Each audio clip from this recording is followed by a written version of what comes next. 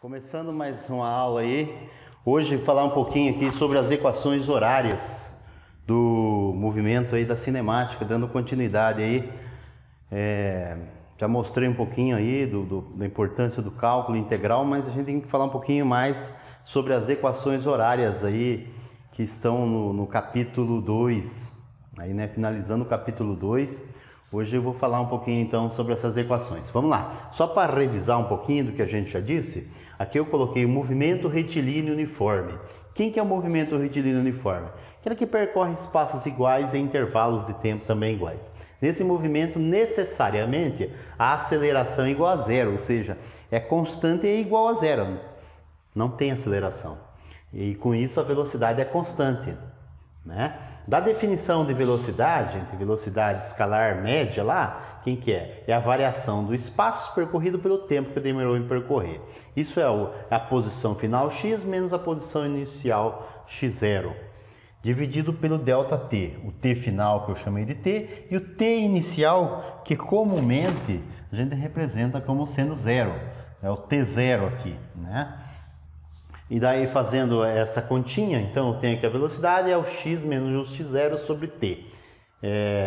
X menos x0 sobre t, aqui eu isolo a posição x. X menos x0 é igual a vt, ou x é igual a x0 mais v vezes t. Essa é a equação horária, a equação que descreve a posição de uma partícula, né, em uma dimensão, ao longo da dimensão aí do eixo x, que comumente a gente representa aqui. Então, esse é um movimento retilíneo uniforme, ó, não tem aceleração. Se a posição inicial x0 for zero, a distância é igual a velocidade vezes tempo. Distância é igual a velocidade vezes tempo. Deus vê tudo, né? Movimento retilíneo uniformemente variado é um outro movimento. Nesse movimento, a aceleração tem que ser diferente de zero, ao contrário do MRU aqui em cima. Então, da definição de aceleração, a aceleração é definida como sendo a variação da velocidade pelo tempo. A velocidade é a velocidade final menos a velocidade inicial dividido pelo tempo final menos o tempo inicial. Esse tempo inicial, o t0 aqui, eu coloquei igual a zero aqui, né? Se esse ΔT é igual a zero, então tem que a aceleração é v menos v0 sobre t. Né? E aqui eu coloco v menos v0 é igual a vezes t. V menos v0 é igual a vezes t. Ou seja, o v vai ser igual a v0 mais at. V que é igual a v0 mais at, o voat, que vocês estavam acostumados lá no ensino médio. Então essa é a equação da velocidade para o movimento uniformemente variado, né? Aqui eu coloquei um pouquinho a visão gráfica de tudo isso, só para vocês terem uma noçãozinha, né? Pelo menos um gráfico. Depois vai fazer uma aula só para tratar desse tipo de problema, né? Aqui é a velocidade que eu grafiquei isso aqui. Esse é o coeficiente linear, esse aqui é o coeficiente angular. Essa é uma reta, né? A equação da reta.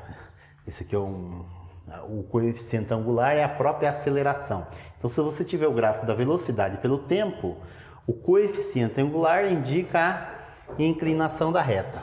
E depois a gente fizer a integral, a gente consegue saber também que a área debaixo da curva, a área aqui debaixo da curva, vai te dar as informações a respeito do espaço percorrido, né?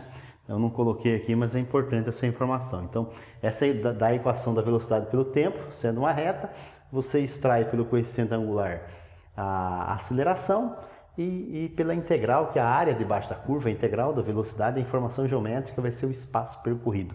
Isso a gente vai ver com mais detalhe na hora que resolver certos problemas. Bom, gente, e a posição? Como é que eu determino a posição x nesse movimento retilíneo uniformemente variado?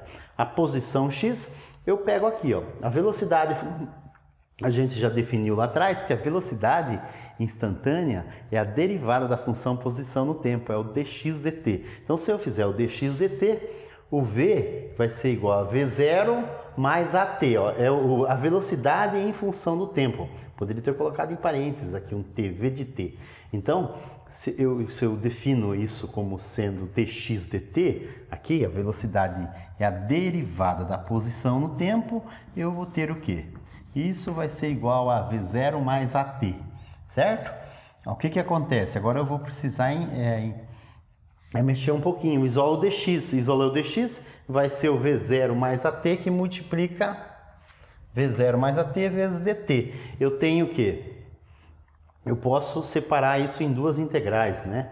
O v0 dt mais o at dt. E é exatamente isso que eu vou fazer. Então eu integro o dx do intervalo de uma posição x0 até uma posição x, aqui está errado, até a posição final x, né? De x0 até x.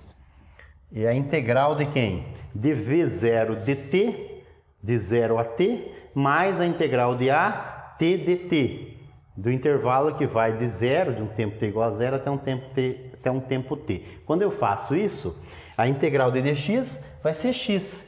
De 0 a x vai ser x, vai ficar x menos x0, que é o que eu coloquei aqui em cima, né? Aqui em cima. E o integral de v0 dt, em relação ao tempo, vai ser o próprio t. Vai ser o v0t. Então já está ali. A integral de at dt, a integral A é uma constante, a aceleração supondo ser constante. Então pode até ter tirado a integral. A integral de t dt, qual que é a integral de t dt? A integral de x dx é x quadrado sobre 2. A integral de t dt é t ao quadrado sobre 2. Então aqui vai ficar at ao quadrado sobre 2. De 0 a t é o próprio at quadrado sobre 2 que está aqui. Né? Então aqui eu só arranjei, passei o x0 para o lado direito da expressão e eu tenho aqui a equação que me descreve a posição no movimento retilíneo uniforme. A posição é x0 mais v0t mais meio de at quadrado. Repare que a equação número 5 é igualzinha à equação número 2, só que pelo fato que no MRU eu não tenho o termo mais at quadrado sobre 2. Porque a aceleração é 0. Essa expressão aqui é muito mais geral, né? A equação mais importante aqui, né? Que descreve a posição em função do tempo. Se eu derivar, eu vou encontrar a velocidade e assim por diante. E derivando novamente, acho a aceleração. Aqui eu coloquei também a equação de Torricelli, né? A equação de Torricelli é importante. Por que é importante essa equaçãozinha que vocês encontram no material aí? Não tem nada demais, só fez algumas substituições ali. O que acontece dessa equação? Você consegue descrever, encontrar a velocidade e tal, não tem o tempo, ela elimina o tempo. Repara que na equação 6 você não tem o tempo. E ela é útil para uma série de problemas que a gente vai resolver lá nas leis de Newton, problemas de atrito, determinar o coeficiente de atrito cinético, por exemplo. Essa equaçãozinha aí é super importante, tá bom? Então espero ter ajudado vocês com essas equações aí. Depois a gente volta a falar um pouco mais aí sobre a queda livre. Aqui, vamos falar um pouquinho aqui agora sobre a queda livre dos corpos. A queda livre, ela é um movimento também unidimensional. A única coisa diferente é que tem uma aceleração constante agora. Essa aceleração constante é sempre dirigida para baixo, para o centro da Terra. Essa aceleração é denominada de G, a gravidade, né? Todos os corpos caem na próxima superfície da Terra com a mesma aceleração, que é a aceleração gravitacional, que ao nível do mar vale 9,81 metros por segundo ao quadrado, né? Então, quais são as equações do movimento? As equações do movimento são as equações do movimento acelerado em uma dimensão. A velocidade final é igual à velocidade inicial mais a aceleração vezes tempo. No caso, a aceleração aqui é g. A posição final, o y final vai ser o y0 mais a v0 na direção y mais meio de gt ao quadrado, que eu escrevi aqui, a equação da posição, y0 mais v0 y vezes t mais meio de gt quadrado. Esses sinais da velocidade inicial ou mais ou menos g vai depender, aqui depende do seu sistema de referencial e aqui depende. Se o projétil estiver subindo, você vai ter que escrever ele como menos g. Se ele estiver caindo, a aceleração está ajudando a aumentar a velocidade. Então você vai usar o sinal de mais g, né? Aqui, só a título de exemplo, eu coloquei aqui. Imagine que uma pedra aqui seja abandonada de cima de um prédio. É um exemplo típico, né? Então abandona um corpo numa dada altura aqui, né? Se ele abandonou, a velocidade inicial é 0. O seu y0 você vai depender do teu sistema de referência. Se eu tomar o sistema de referência aqui em cima, como sendo o meu ponto de partida, o y0 aqui vai ser 0. E ele vai crescendo até atingir um y final aqui, que é 0 y vão ser igual a 0. O y lá, na verdade, é a própria altura, a distância percorrida aqui, que eu chamei, no caso, de h. Comumente ele aparece como a altura h aqui, né, nos problemas. Então você tem que a altura, se o corpo está caindo para baixo, né, lá abandonado, então isso aqui vai valer mais meio de gt quadrado. Então a altura é meio de gt quadrado. Um corpo caindo, ele tem uma expressão que é determinada por meio de g vezes t ao quadrado. Se eu aproximar chamando a gravidade, a aceleração gravitacional de 10, que é muito comum, não é correto fisicamente, mas para efeito de cálculo fica fácil, então isso vale 5t quadrado, né? O meio de g aqui, 10 dividido por 2, h é igual a 5t quadrado. E aqui eu coloquei algumas expressões, já falando aqui também da velocidade. Quanto que vale a velocidade? A velocidade é a mesma expressão dada na equação número 4, que é velocidade é igual a velocidade inicial mais a t, que a gente já viu, v que é igual a v0 mais a t. Nesse caso, v que é igual a v0 mais gt. V para quem? V na direção para o eixo y. v0 para y, está caindo então isso é o g vezes o tempo de queda, né? Se o corpo é abandonado, a velocidade inicial no eixo y é igual a 0.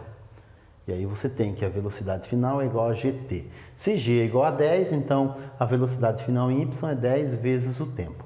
Eu coloquei aqui alguns valores para a gente ter uma ideia.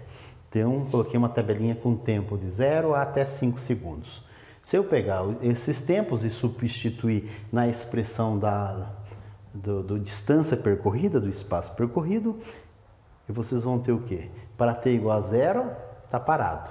Para t igual a 1 segundo, percorre 5 metros. Depois de 2 segundos, já se encontra na posição 20 metros. Né? No intervalo de 1 a 2 segundos, ele já percorreu 15 metros. No intervalo de 0 a 1, percorreu 5. No terceiro segundo, a partícula se encontra na posição 45 metros, ou seja, do intervalo do segundo para o terceiro intervalo, percorreu 25 metros. Quando t for igual a 4, 4 ao quadrado, 16 vezes 5, 80 metros.